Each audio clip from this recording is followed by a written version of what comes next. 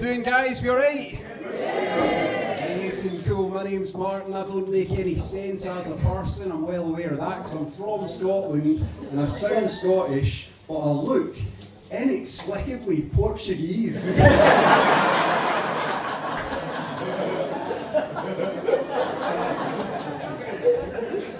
my life, man. People queue up to tell me what they're having every time I go to Nando's. I sometimes wonder if there's been some kind of mix-up and the real Martin Graham is some pasty ginger guy walking about Lisbon. Just thinking his name's Tiago Carvalho. It's not a normal look for a Scotsman, this, right? I look like I could be a byproduct of the Glasgow date of the 1987 Lionel Richie tour.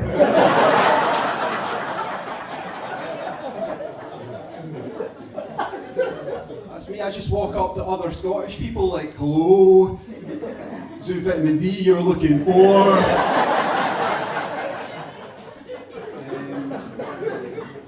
I moved down here, I live down here now, mainly for the higher life expectancy. Me being down here means that I might have a chance of living to see 47. You would be Scotland's oldest man. Especially me, right? I was raised proper Scottish. I was in my 20s before I had ever even tried water. It's summer now, how do we feel about that? Really excited. One person orgasmed at the thought. I'm not as excited as you are. Don't know if anyone is. I'm not excited, right? Because see, last summer, right, I had a wasp nest. And I'm terrified of wasps, so I had to phone a man to come kill them for me. And I don't know if you guys have ever had to phone a wasp exterminator before, but it was really hard to get this guy to come round, right? I was on the phone to him, looking at 20 wasps on the inside of my window. I was like, mate, I've definitely got a wasp nest in the loft. Can you come round today? And he goes, right, well, I can come round today, but what I need you to do first is to go up to the loft and find the nest. I was like, no, mate, I think there's been a misunderstanding here. I phoned you because I don't like wasps.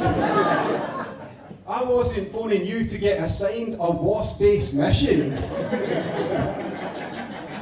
I'm not training to be your apprentice here. Sounds like something you would get paid to do that you're asking me to do for free. I was too scared to say any of that to him, so I went up to the loft.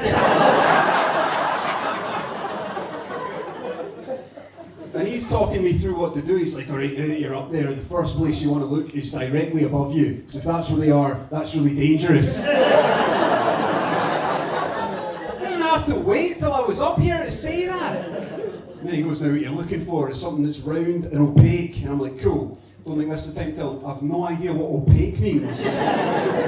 And so I'm up in the loft, I do the quickest glance around, I'm like, nah mate, I can't see a wasp nest, you need to come round. And he says this, he goes, no, that's not how it works mate. He says this to me, he says, if you can't see it, there's no way I'm going to be able to see it. I'm like, well I guess that's on me for expecting the guy that's seen a wasp nest before to be able to spot a wasp nest better than the guy that's doing his first day on the job. At this point it suddenly dawns on me, I'm like, is he afraid of wasps? Shouldn't be this difficult, right? In the end, the guy doesn't come round because I can't find the nest, right? What he tells us to do is just to tape up all the gaps in the hatch and just never go up there. The loft belongs to the wasps now. But the worst thing about all of it was, see at the end of that phone call, right? The guy calls that a consultation and he tells me that I owe him 50 quid. I'm like, all right mate, no worries, hung up, didn't pay him. He phones me back a week later telling me that he can't see the money in his account. I'm like, well mate, if you can't see it, there's no way I'm going to be able to see it.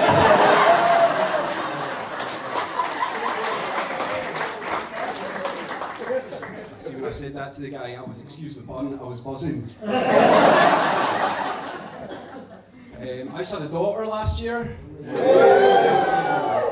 Thank you. It was actually 3 years ago, but people don't cheer that. So, I'm a father to an English daughter with my English girlfriend, or as they call me in Scotland, a traitor. I am the worst kind of Scottish person. I create new English people. undoing all of William Wallace's hard work. I had a daughter for the same reason, I had a kid for the same reason I think everyone has a kid, right? I just got to that age where I stopped seeing any of my friends again. And I was like, I'm gonna have to invent a person to be pals with. It wasn't the first thing I tried, right? At one point I started my own club, and we gave you the quintessential mid-30s friendship experience, right? What we did was we would meet every Wednesday at 7, and every Wednesday at 6, we'd cancel. But we had a girl, which I think is a good result for me because I'm not a very manly guy. I feel like if we'd had a boy, by the time he got to 8, he would be the alpha. Because I didn't have like a hard man dad that raised me to be a hard man. Right? My dad raised me to be in touch with my feminine side. And the way he did it, right, I don't even think he knows how he did it. The way he did it is that my dad drinks Malibu.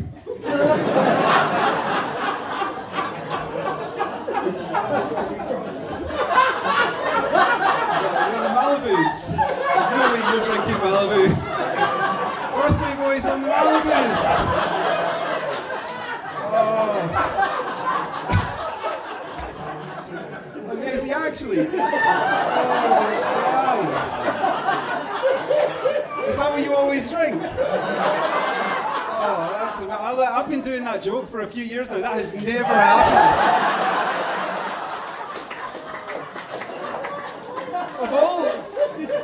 Of all of the people in the room that could have been drinking a Malibu at that point. Oh man. Is that your drink of choice? Alright, cool. You get on with my dad. Right, fair enough. Alright, you're on the Malibus. That's wild. It's never happened. That's amazing. I don't know if you're like my dad in other ways. My dad also listens to the Backstreet Boys. Do you know that? But that also photographs men's basketball games. No,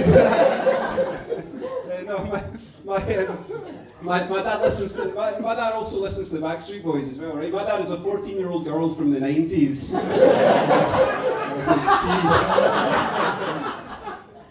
My dad's favourite Backstreet Boys song is a song that's called Everybody, Backstreet's Back, Alright, which is just a song about them being back. I don't give a shit, I didn't know they'd been away.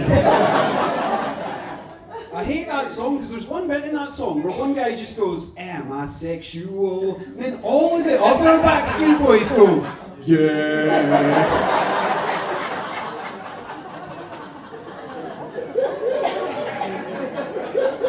Does nobody else think that's weird? Did he fuck the other Backstreet Boys? When he wrote that, he was like, right guys, I'm going to say I'm asexual, then you guys all go, yeah, and that'll show my ex-wife. I think I'm just jealous, because comedians don't command that same kind of respect. Like, I can't come out here and be like, I'm asexual. Yeah. That felt ironic. But see, any time a man finds out that I've had a daughter, right, they always say the same thing to me. They always go like this, they go, oh, you're a daughter, did you? What are you going to do when the boys start fancying her? That's like 14 years away. Why am I supposed to worry about that now? That's like me going, oh, you get a puppy, did you? Where are you going to bury it?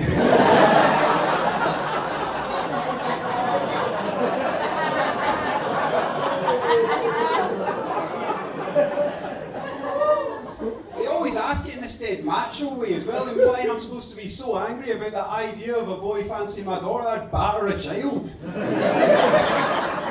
And see me your answer to that, right? You can take that really far, and these guys are completely unfazed, right? I've been pushing, I've been like, oh, what am I going to do when someone fancies my daughter? I'll tell you what I'm going to do. I'm going to chainsaw through his shins. I'm going to burn his house down, frame him for a murder. These guys are always like, oh, you're too right, man, you've got to put your foot down.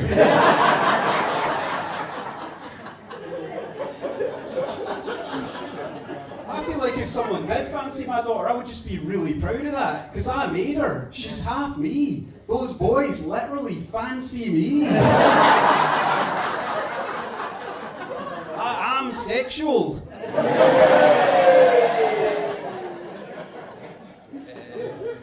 Well, I'm in a very unfortunate situation myself, though, because my girlfriend looks exactly like her dad. Like, my girlfriend looks so much like her dad that the other day he went to use her phone and he unlocked it with his face.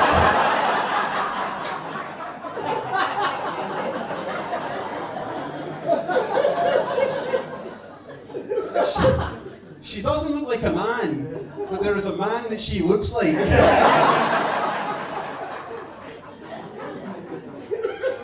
People always say if you want to know what your girlfriend's going to look like when she's older, just look at her mum. In my case, just picture her dad in drag. And you never find out that your girlfriend and your dad have the same face until you've spent a few orgasms with that face.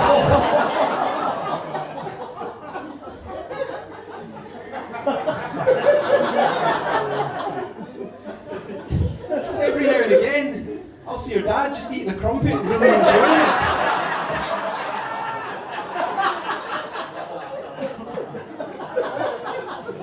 Like,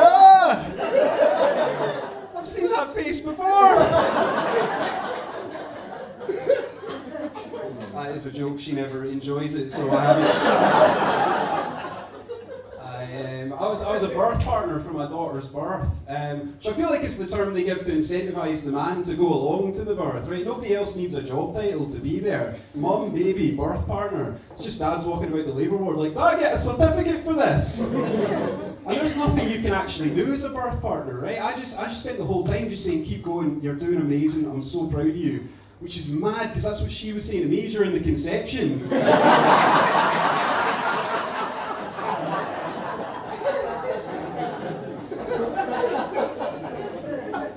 I just kept saying, keep going, you're doing amazing, I'm so proud of you, over and over again. At one point, the midwives told us that we were right at the end now, so I decided I would make that my new motivational catchphrase. I was like, keep going, you're right at the end now.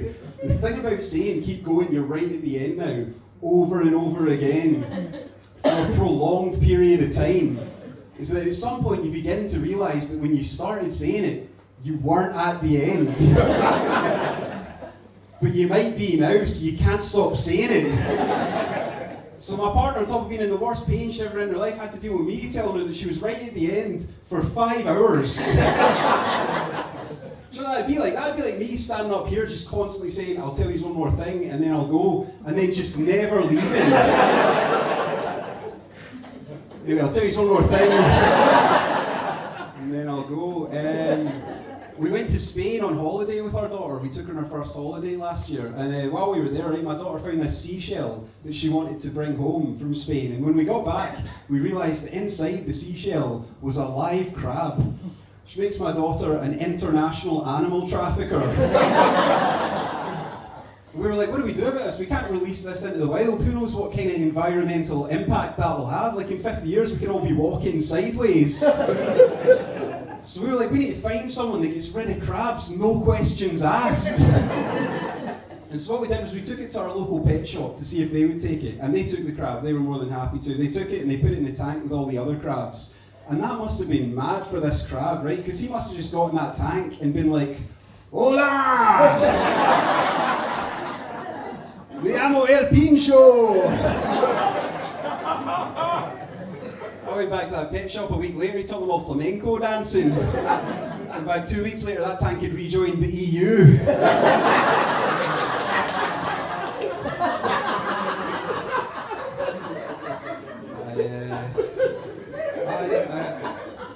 I took 3 attempts to pass my driving test. Did anyone take more than that?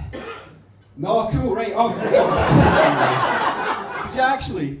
Oh, mate, how many? 6. 6? Oh shit, were you on the Malibus? Wow, 6 attempts. Oh my god. Are you driving everyone home tonight? No, you still don't have your license, do you? I took 3 attempts, so I'm twice as good. I took 3 attempts to pass my driving test. See, on my second attempt, right, before the test, me and my dad were sitting in the car, and my dad turns to me and he goes, I've got an idea. And then, right, he turns the car's heating all the way up, and he goes, let's put the test instructor to sleep. It's like, see now, right, I can see that that's a completely insane idea. But at the time, I was like, Dad, that's genius. It's also like quite insulting looking back. Like most dads, when their son's doing their driving test, would be like, you've got this, son, I believe in you. My dad was like, you won't pass if the instructor is conscious.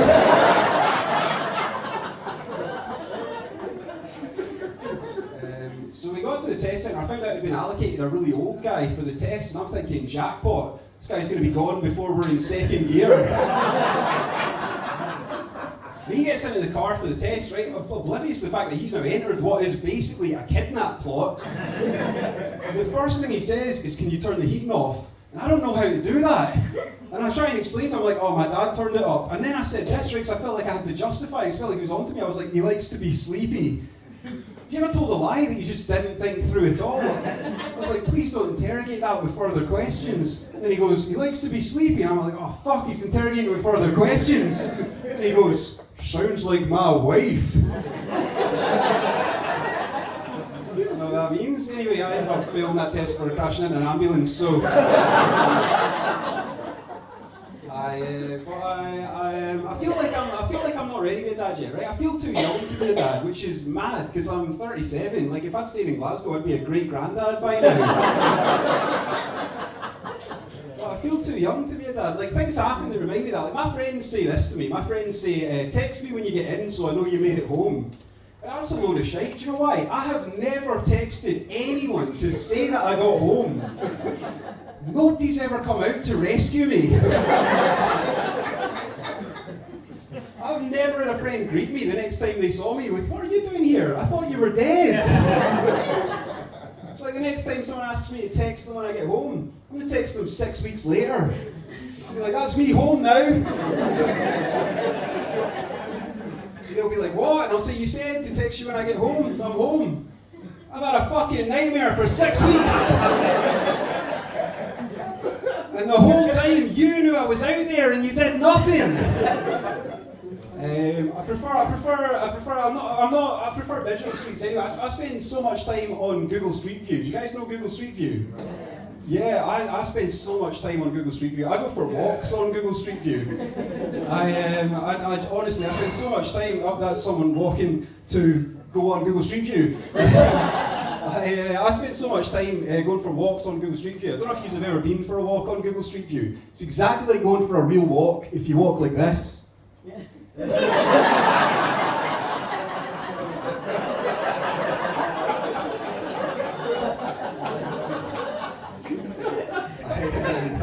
I prefer Google Street View over real streets, right? Because there's too many things that I don't understand about the real streets, right? Like this. I have never understood how there are so many smokers that don't have a lighter.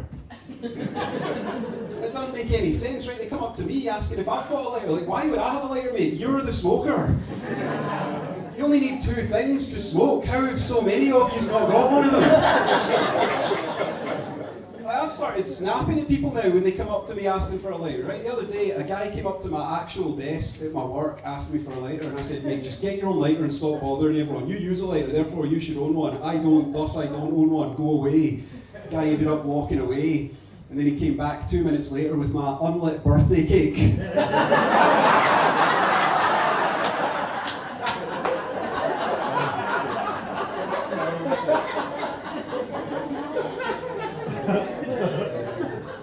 Trying to be a better person at that though. I stopped drinking 2 years ago. Alright, cool. Sometimes that gets applause. You guys have just... Listen, it's fair enough. You guys have just never heard that said in this accent before. I stopped drinking. I'd wanted to stop drinking for ages, but I just kept drinking out of social pressure, right? I always felt like if I didn't have a drink, I'd ruin the night. Like if I'm out with the guys, I have a few pints, I'm out with Dad or tea, I'll have a Malibu. I felt like I would ruin everybody's night if I didn't take a drink. Turns out I don't have that much social influence. But it's really, I'm gutted now, right? Now that I've stopped drinking, because most pubs now have alcohol-free beer on draft, right? And I could have really done with that all the years that I was drinking when I didn't want to drink. Because not only could I have fitted in, I could have looked like a legend. You guys would have been like, "Did you see Martin last night? He downed 47 pints." And then he drove us all home. Then he got pulled over and breathalyzed, and he'd already sobered up. And then he shat his pants. You guys have been so lovely to talk to. I love doing comedy. I actually genuinely met my partner doing comedy, which is what I think these 2 people heard that happens, and they were like, "Oh, fuck that." I met my partner doing comedy, which is what you found earlier as well. She was an audience member that I spoke to, and it just shows how committed I am to comedy, right? Most comedians will come out here, they'll do a bit of crowd work, they'll talk to their audience, right? That's not me, I'm more committed than that. I'll talk to my audience. I'll take my audience on a few dates. I'll impregnate my audience. I'll live a long and happy life with my audience. And then at some point, many years from now, I'll be lying in my deathbed, and right before I slip away, I'll turn to my audience and I'll say, I'll tell you one more thing, and then I'll go. You guys have been absolutely delightful to talk to. That's my time.